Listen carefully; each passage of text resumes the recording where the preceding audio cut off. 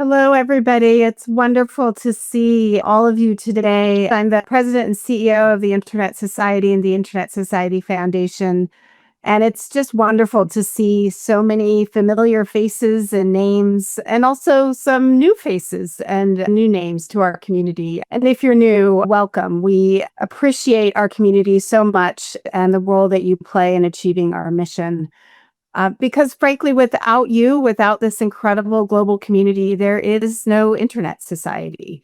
So, this call is an opportunity for you to hear about our plans, our action plans for the year ahead, and an opportunity for you to think about ways in which you might want to be involved in our work.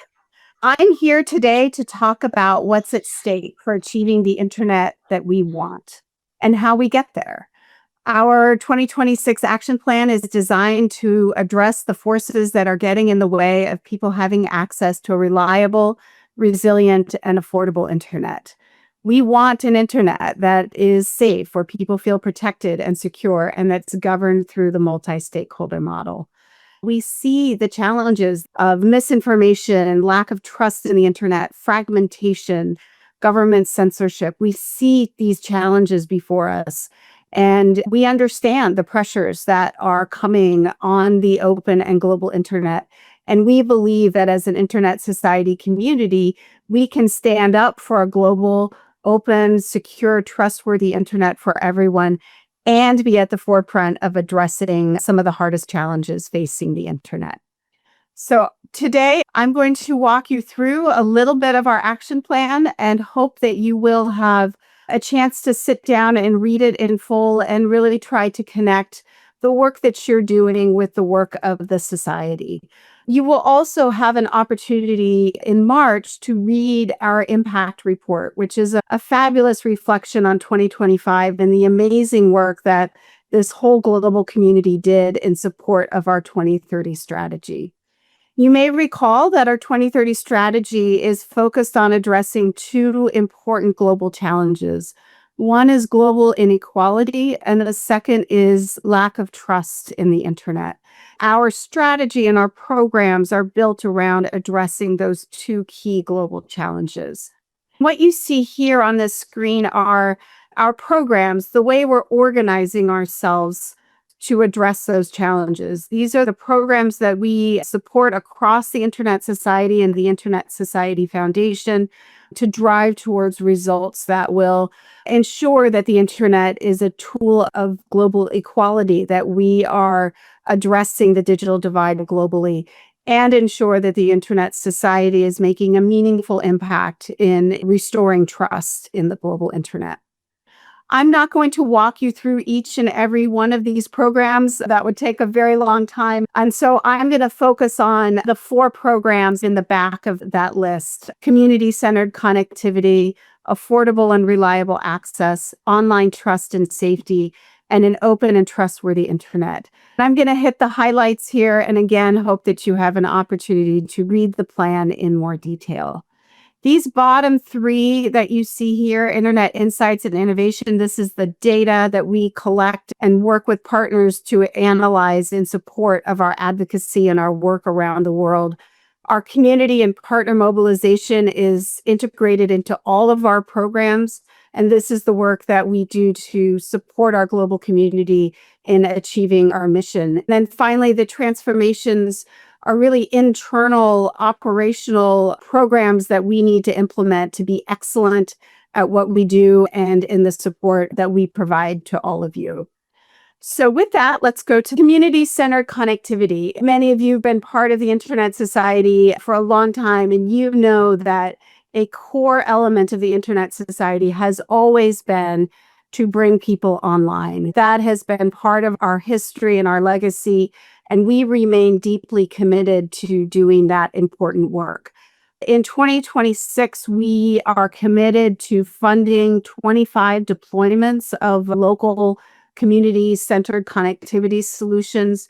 But that's just one number. There is a tremendous amount of work that many of you are quite engaged in to build the local communities, to provide training and capacity building, yes, funding support, equipment support, and local policy support that enable these community connectivity solutions to thrive. The Internet Society is deeply committed to these hyper-local connectivity solutions across the globe to enable the hardest to reach communities to connect to the internet. That is a piece of work that crosses our funding, our capacity building, our training, our community work. All of that comes together in support of this program. With respect to affordable and reliable access, these two things go hand in hand, our connectivity work. We need to ensure that infrastructure is resilient, that it's reliable, and that it's affordable so that it can reach out to those hard to reach communities that we're reaching through that first program. The Internet Society has a long-standing body of work to strengthen local peering infrastructure through training, grant making, advocacy, educational resources, and empowering local technical communities. This is part of our ethos. Local technical communities have demonstrated their ability to drive internet resiliency, to support affordable access, and to ensure that connectivity stays up when we see submarine cable cuts or other kinds of disruptions in internet service. The Internet Society, through a wide range of programs, will be supporting the local peering infrastructure across the globe to ensure that as we pull solutions out to local communities, there is this resilient and reliable infrastructure in the country. Online trust and safety. This is a program that we've been building for the last year. We committed last year to co-creating an online safety program with our community because we understood that many of you were doing this work in your local communities already. We knew how important it was to newly connected communities to come online and have the resources to operate safely as they come into the internet.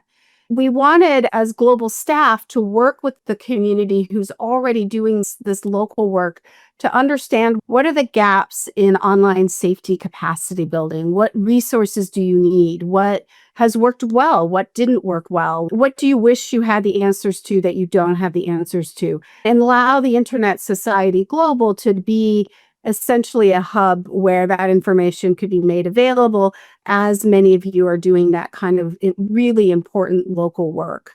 And so we, this year, taking all of that insight and feedback from the community, are ready now to move forward to deploy an online safety hub in 2026 that builds on the insights that you gave us. And we'll be testing that and seeking your input and making sure that it is achieving what you said you needed. And we really want to see at least 40% of our chapters and special interest groups and standing groups contributing to the development of those online safety resources. And then our plan is to ensure that as we bring those community networks online, those newly connected people, that they have access to these resources immediately so that as they come into the digital space, they are equipped to manage their identity and their privacy and interact safely online. Open and trustworthy internet. This is a program where much of our advocacy work lives. It's a challenging policy environment for the internet, to say the least. Governments are deeply engaged in trying to address public interest challenges, not always in a way that is in alignment with global interoperability, freedom of expression, protection of privacy, strong encryption. We see those values under threat across the globe. And so it is imperative that the Internet Society raises its voice and articulates what is good for the internet, and then works with policymakers to try to address public interest challenges in a way that aligns with those values of openness, security, privacy, multi-stakeholder policy development. And so we want to see success in our advocacy. We are holding ourselves accountable that when we go out and advocate for the internet, that we have successful policy results. Also, not listed on this slide, have a target that all of you are involved in that advocacy alongside Internet Society staff. So we want to see 60% of our advocacy activities result in a favorable policy outcome. This is not easy to achieve, but hugely important for the growth and success of the internet around the world, that we have an enabling policy environment that works with the internet and its architecture and its multi-stakeholder model, not against it. This might be somebody else's slide, so I'm going to stop here. But I actually think this is important. I just want to say a little bit about this and then I'll stop. Really important to me as CEO of the Internet Society is to see our community find its place in our work. That you see opportunities for you to do advocacy if that is your passion, to build networks if that's your expertise, to contribute to online safety if that is where your heart lies, and to be responsive to the demands and needs of your local community and to feed those into the Internet Society. I hope that you, over the next year, find your place and find your voice in the Internet Society, and that you have the resources and the expertise and the support from all of us to be successful in your work. Thank you, everybody, for your time and for including me today. It's a wonderful event and a great start to the year. So thank you.